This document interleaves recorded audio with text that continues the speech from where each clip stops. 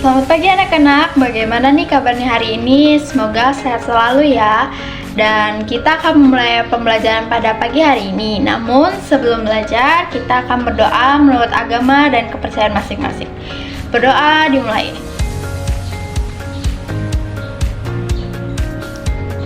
Oke, berdoa selesai. Baik anak-anak, pada kesempatan kali ini kita akan membahas tentang bab 8, yaitu tentang Bumiku Sayang, Bumiku Malang. Namun, pada kesempatan ini kita akan lebih memfokuskan ke topik B, yaitu tentang lingkunganku menjadi rusak. Dan pada bab ini kita akan menjelaskan tentang penyebab bumi berubah karena aktivitas manusia dan mengidentifikasi penyebab aktivitas manusia terhadap kerusakan lingkungan. Dan yang terakhir adalah menjelaskan dampak kerusakan lingkungan terhadap kehidupan manusia. Baik anak-anak, di sini Ibu akan menjelaskan bagaimana bumi dapat berubah karena aktivitas manusia. Yang pertama, ada perubahan iklim. Emisi gas rumah kaca dari aktivitas seperti pembakaran global itu dapat menyebabkan peningkatan suhu global atau yang lebih dikenal dengan pemanasan global.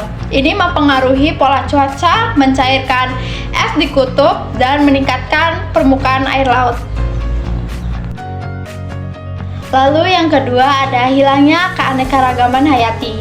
Aktivitas seperti penggundulan hutan, pertanian intensif, dan urbanisasi ini dapat mengakibatkan hilangnya habitat alami bagi banyak spesies yang mengancam keanekaragaman hayati yang ada di Indonesia.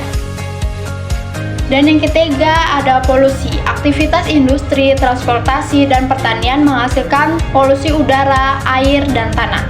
Misalnya, bahan kimia industri dapat mencemari air dan tanah.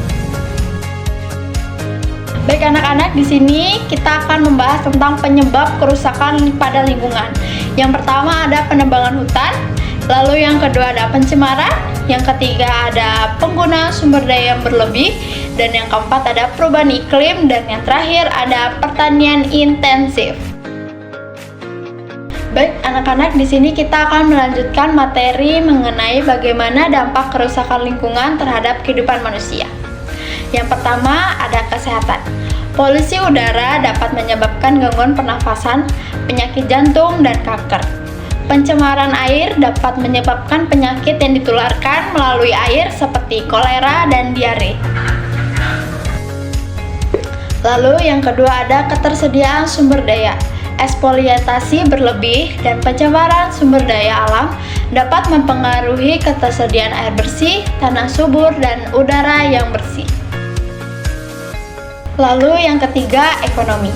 Bencana alam seperti banjir, kekeringan, badai yang semakin sering terjadi akibat perubahan iklim ini dapat merusak infrastruktur, menghancurkan lahan pertanian, dan juga mengganggu ekonomi lokal maupun global.